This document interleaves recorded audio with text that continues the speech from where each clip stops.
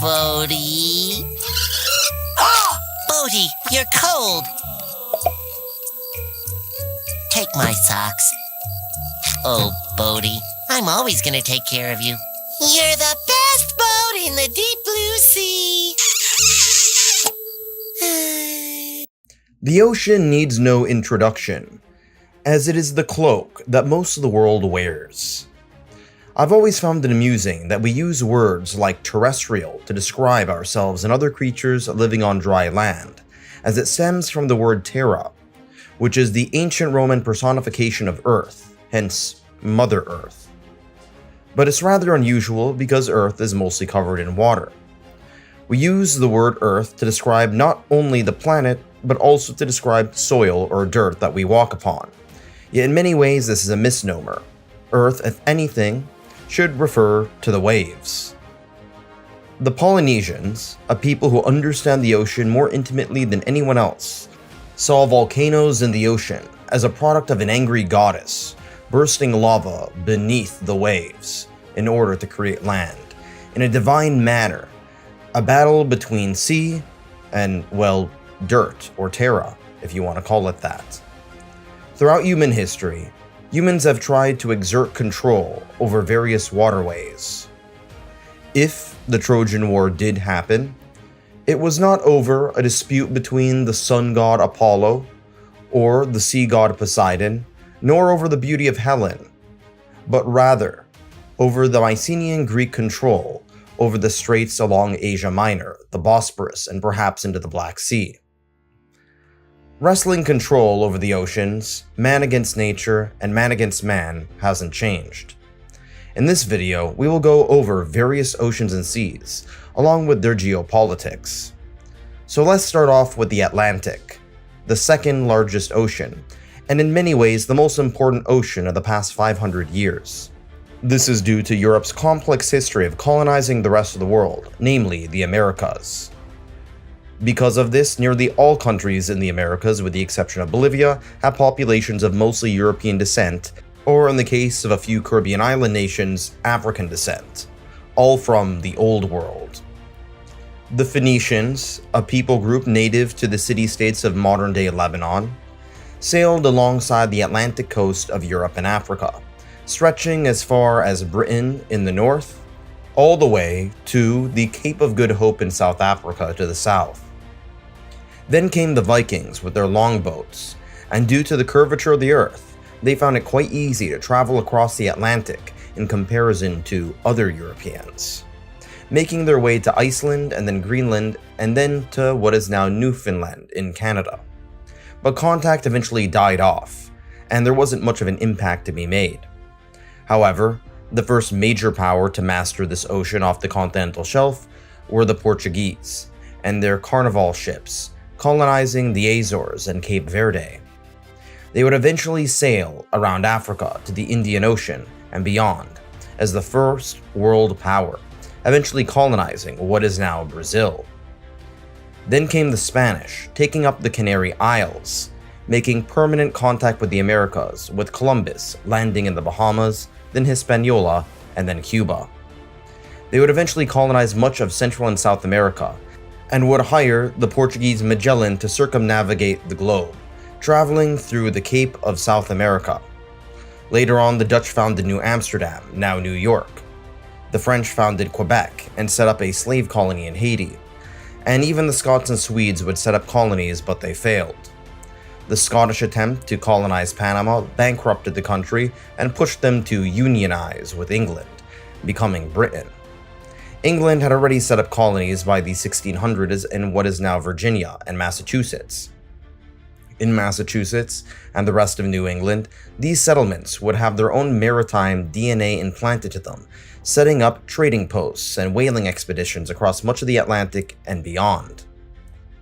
The Caribbean was by and large the most intense area of competition between European powers, and their colonies during the golden age of piracy would emerge.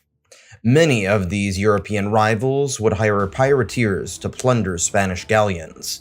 The most famous or infamous of all was Sir Francis Drake. The Spanish had been exporting mass sums of gold and silver from the Americas to Europe, which caused inflation. Various European states battled each other out in these tropical waters, eventually leading to Britain gaining the upper hand after the defeat of the Spanish Armada back in Europe. Diseases, however, had decimated the native populations, leading to the massive importation of slaves from the other side of the Atlantic, Africa, namely from West Africa and what is now Angola, leading to the horrors of the transatlantic slave trade, for the purposes of producing cotton, tobacco, indigo, and sugar. Hollywood tends to focus on the southern United States, but less than 5% of those slaves captured by Africans were sold to people in what would eventually become the US. Most of them were taken up by the Portuguese and others. The Portuguese had set up the first real transatlantic slave trade, and Brazil became the biggest hub of slaves, unfortunately followed by the Caribbean. Trade would increase drastically as many nations in the Americas got their independence, most notably the United States, which became an economic powerhouse. Many nations were also frustrated with the hard-to-navigate areas of the southern Cape of South America, as it was very dangerous to cross through those Antarctic waters. The French tried to build a Panama Canal to bypass this, but they failed.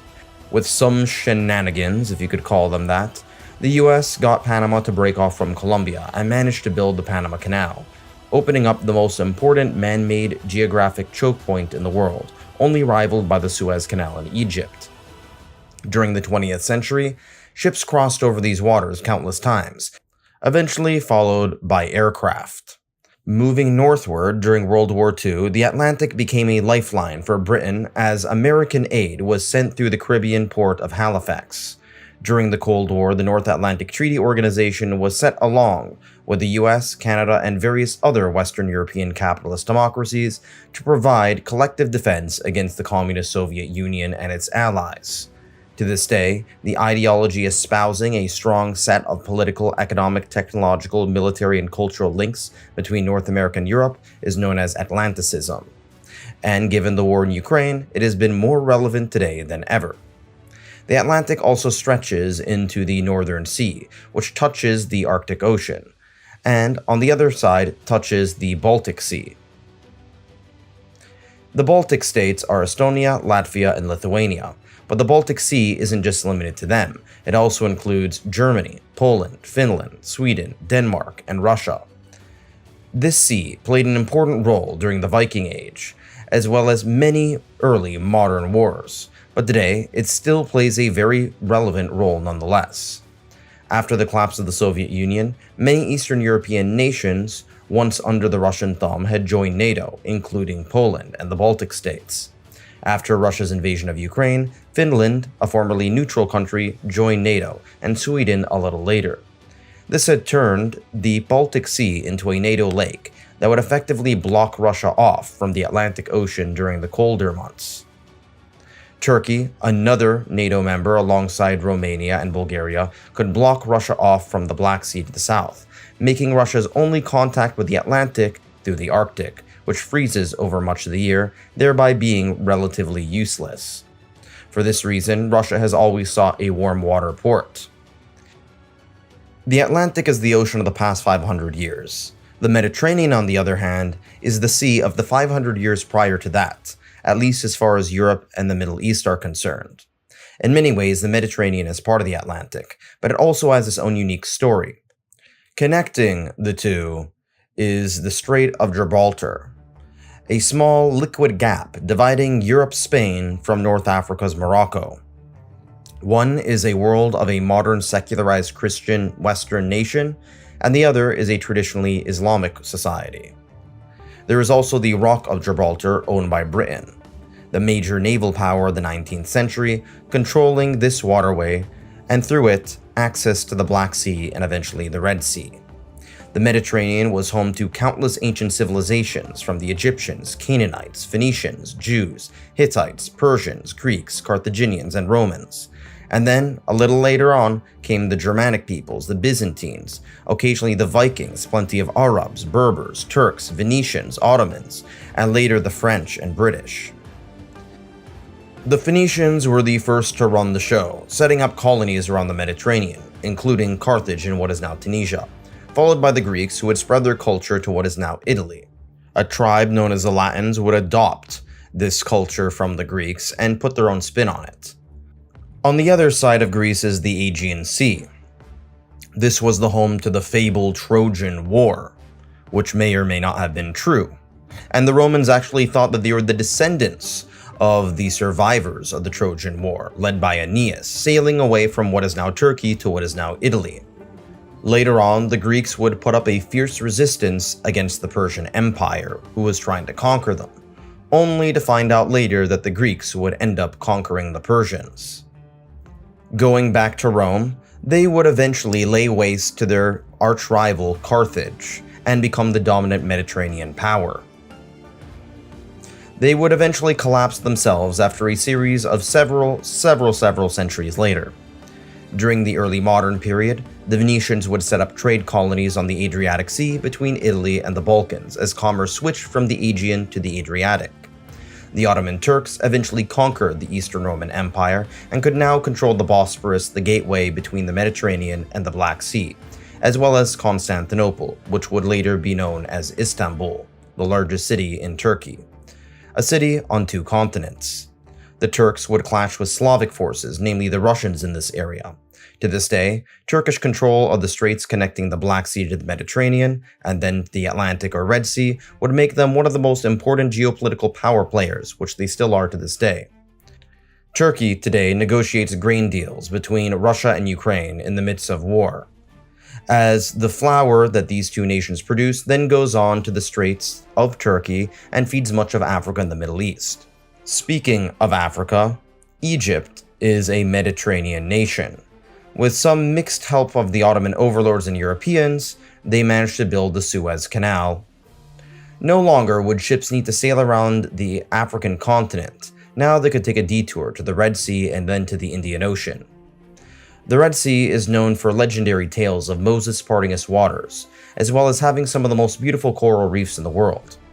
It is also very important to this day, not only for connecting the Mediterranean to the Indian Ocean, but also due to oil exports by nations like Saudi Arabia and to a lesser extent Egypt. However, the southern exit of the Red Sea is the Gulf of Aden, in between some of the most unstable nations on Earth. Yemen itself is fighting a proxy war between Saudi Arabia and Iran, and then you have Somalia, a failed state in near anarchy known for pirates taking over oil tankers. The Gulf of Aden nation of Djibouti actually has a number of foreign military bases and naval bases that it leases out to various countries. It has been the home of American, French, Japanese, and Chinese naval bases. Given that this connects the Red Sea to the Indian Ocean, it is critical geopolitically. Moving on to the other side of the Middle East, you not only get the Gulf of Oman, but more importantly, the Persian Gulf. While not as pretty as the Red Sea, the Persian Gulf is probably even more important strategically, as it's where much of the oil and gas is produced. It separates the mostly Arab Sunni southern side from the mostly northern Shia Persian side, pitting Saudi Arabia and Iran against each other. Most of Saudi Arabia and Iran's oil production is near these shores, along with those of the UAE, Kuwait, Qatar, and others. The Saudi coalition contains Kuwait and the UAE as well as Bahrain's Sunni Arab government, even though most of the people of the country are Shia, like Iran. Iran has also exerted control over its once rival Iraq, as they are both majority Shiite. Oman is neutral and Qatar is a wild card. Qatar happens to be one of the most important sellers of liquefied natural gas, much of which is found offshore. The narrowest choke point in the strait is the Strait of Hormuz, a place where I got my scuba diving license from, by the way. And less importantly, it is the passageway for many an oil tanker to the Indian Ocean. A choke point between Iran and the Omani exclave Musandam, which is attached to the UAE, a Saudi ally. Oman just kind of acts as the referee here. The strait moves into the Gulf of Oman and then to the Indian Ocean, which is oftentimes ignored by Westerners due to its distance and, for the most part, lack of European interests outside of a few Portuguese and Dutch and later British ships. The Arabs and Turks in particular, and then the Omani Arabs, exerted much of their influence through trade routes along the eastern shores of Africa, and across much of the Indian Ocean, particularly around the slave trade areas of what are now Kenya and Tanzania. The Sultan of Oman eventually lived in Zanzibar to control much of the spice trade. Across the coast in what is now Kenya and Tanzania formed the Swahili coast, which was once made up of a group of trading African city-states with complex administration and civic institutions, which, contrary to popular belief, formed rather independently before any significant contact with Middle Eastern or European peoples arose. Eventually, the Portuguese would sail around Africa, setting up their own ports, and move further on to India. India has its own complex civilization, but preferred to stay within its own subcontinent, not too interested in sailing far, far away. However, their sailors and tradesmen did go around coastal shores into Southeast Asia, spreading Hinduism and Buddhism. The Chinese, on the other hand, were, for the most part, more interested in exploration around this area, setting up trade networks, reaching as far as Africa's east coast, but eventually became isolationist. China, in a way, could have become a more influential global player at this time, but it didn't, partially because of its seclusion. In between the Indian subcontinent and Southeast Asia lies the Andaman Islands, home to the Sentinelese, one of the very few uncontacted tribes in the world and the most isolated people on Earth. Moving further east is Southeast Asia, composed of the mainland of Thailand, Cambodia, Laos, and Vietnam, as well as half of Malaysia. The other half of Malaysia is on the island of Borneo. The Philippines, Indonesia, Singapore, Brunei, and East Timor are all island nations. These are tropical waters with some of the richest coral reefs of the planet. These islands make for numerous waterways, the most important of which is the Strait of Malacca, overseen by Singapore, which is essential for overseas cargo travel. To the south lies Australia, a western implant in this distant eastern region, and an ally of the United States. If war to break out between the US and China, Australia could use its nuclear-powered submarines to choke off Chinese trade routes. It is also here where the Indian Ocean meets the Pacific Ocean, oftentimes called the Indo-Pacific. The term is used to describe the geopolitical, economic, and ecological links between these two vast bodies of water. Many iconic species are found in both these oceans, but not in the Atlantic, such as the lionfish, dugong, and various forms of sea snakes. Humans, by and large, have followed the same trend, seeing these two oceans as deeply interconnected. This region is oftentimes where the far-off Polynesians traveled, along the Pacific, and to a lesser extent the Melanesians and Micronesian tribes. The distance traveled by the Polynesians across the Pacific, stemming first from Taiwan all the way to Hawaii, the Easter Islands, and New Zealand, is simply incredible. However, throughout much of their history, they were largely ignored by outsiders due to their remoteness, until the age of European exploration, namely through Captain Cook, who set up the foundations of the colonization of New Zealand and Australia and made contact with Hawaii. Side note, Australian Aboriginals are not Polynesian. Anyway, he also kept track of many of his scientific discoveries and observations, paving the way for other Europeans to visit the Pacific, namely Charles Darwin, who would visit the Galapagos Islands off the coast of Ecuador and discover natural selection eventually. As stated before, Captain Cook made first European contact with Hawaii, but was later killed there, under mysterious circumstances. Eventually, World War II would break out, and soon enough, the most advanced nations on Earth would fight right outside the villages of the tribes who had never made contact with people off their islands. This oftentimes led to cargo cult religions. The technological gap was so vast that many of these indigenous peoples saw these industrialized nations and their servicemen as supernatural entities, and oftentimes would replicate their planes through the use of sticks and stones.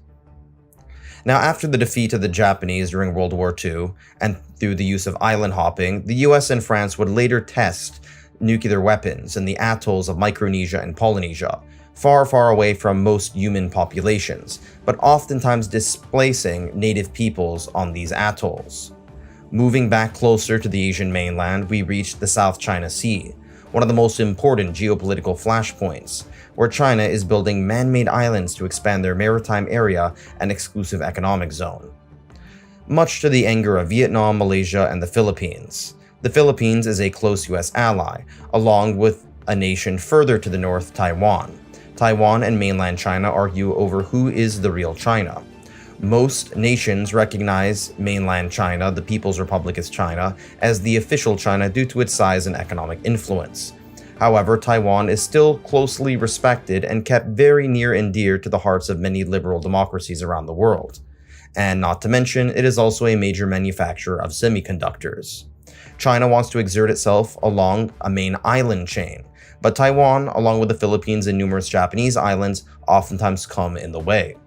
China, after all, is an export-based economy, selling its manufacturing goods across the ocean, making it the most important trading partner for a variety of countries.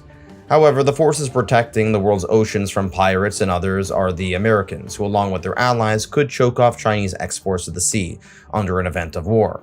For this reason, among others, China has started the Belt and Road Initiative to set up infrastructure on land routes, and China has been quite remarkable in building infrastructure in general.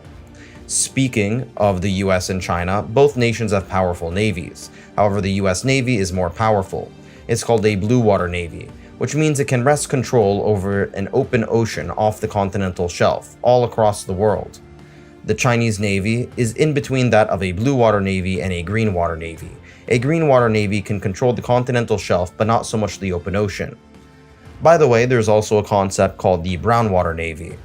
These are for countries that can only control their freshwater bodies, and oftentimes is used to reference landlocked nations.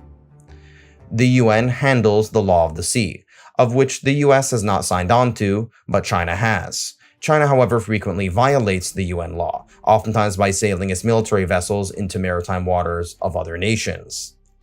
Sometimes this leads to Chinese ships being chased out by the US ships and its allies, even though the US refuses to sign on to the very laws it polices. On the other hand, as stated before, China signs on to these laws but constantly violates them. In other words, geopolitics oftentimes means that the big power players get to do as they will. Speaking of power, let's briefly discuss aircraft carriers, which are used as a form of power projection. Aircraft carriers are not particularly useful compared to, say, carriers, destroyers, and submarines, and if anything are quite vulnerable given their size and bulkiness. However, they do show a display of "look at me, don't mess with me." It's kind of acting like a country waving its big maritime whale dong. The battleships of the early 20th century aren't even used anymore as they're slow, massive sitting ducks. Today, much of the naval warfare is based around speed and efficiency. Let's go back to the geography. To the north of the Pacific lies the Sea of Japan, another contentious region as the North Koreans have been known for firing missiles into the sea, much to the anger of Japan, South Korea, and the United States. This sea is also home to one of Russia's most important Pacific ports. However, Russia has not been very good at exerting control over the Pacific. The rest of the Pacific is a vast ocean, including Point Nemo, the furthest point away from land, in between New Zealand and Chile. The word Pacific means peaceful, probably because Magellan thought it was a lot calmer than the rougher waters near the South American Cape near Antarctica. However, the Pacific is not pacified, it's not calm in general. It in fact includes the Pacific Ring of Fire, a ring of seismic activity, volcanoes, earthquakes, and tsunamis that make cities on 4 continents oftentimes quite vulnerable to disaster.